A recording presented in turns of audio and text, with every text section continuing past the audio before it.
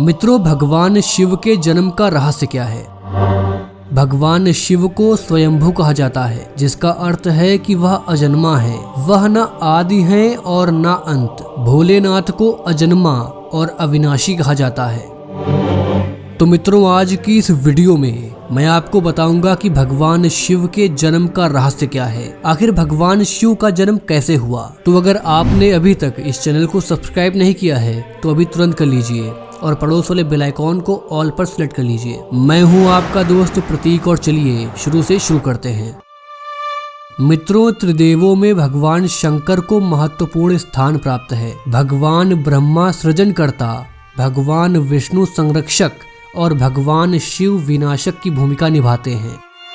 त्रिदेव यानी कि तीन देव मिलकर प्रकृति के नियम का संकेत देते हैं कि जो उत्पन्न होता है उसका विनाश होना भी तय है। जिसने हम सभी को बनाया, आखिर उसको किसने बनाया, ये भी एक बहुत बड़ा रहस्य है। मित्रों, कई पुराणों का मानना है कि भगवान ब्रह्मा और भगवान विष्णु शिव से उत्पन्न हुए हैं। हालांकि शिव भक्तों के मन में एक सवाल उठता है कि भगवान शिव ने जन्म कैसे लिया था। कहा जाता है कि भगवान शिव स्वयंभू हैं, जिसका अर्थ है कि वह मानव शरीर से पैदा नहीं हुए। जब कुछ नहीं था तो भगवान शिव थे, और जब सब कुछ नष्ट हो जाएगा उसके बाद भी भगवान शिव का अस्तित्व रहेगा। भगवान शिव को आदि देव कहा जाता है, जिसका अर्थ हिंदू माइथोलॉजी में सबसे पुराने देव से है। वह देवों में प्रथम है। हालांकि भगवान शिव के जन्म के संबंध में एक कहानी प्रचलित है। भगवान ब्रह्मा और भगवान विष्णु के बीच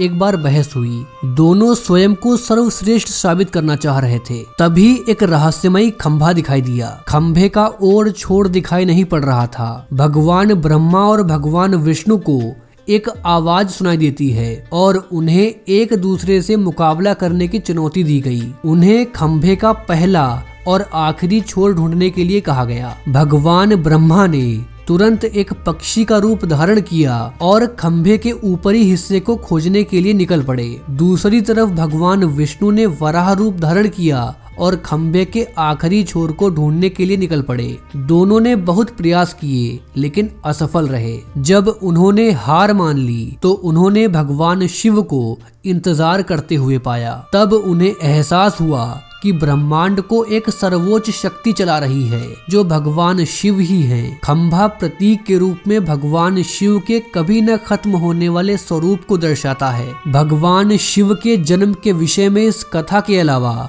और भी कई कथाएं हैं। दरअसल शिव के 11 अवतार माने जाते हैं। इन अवतारों की कथाओं में रुद्रावतार की कथा भी काफी प्रचलित है। मित्रों, कूर्म पुराण के अनुसार जब सृष्टि को उत्पन्न करने में ब्रह्मा जी को कठिनाई होने लगी तो वह रोने लगे।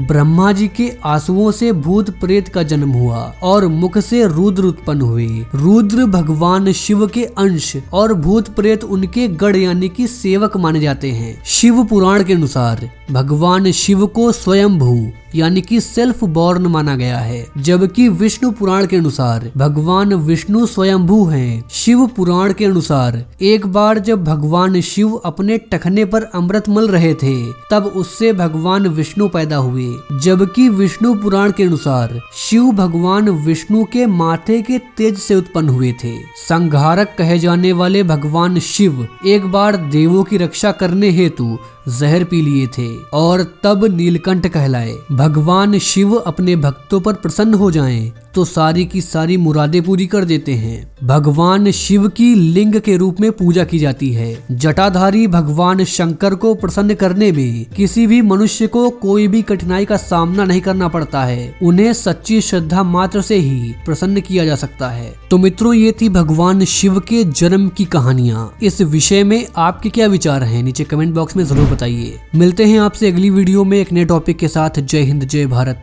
वंदे मातरम।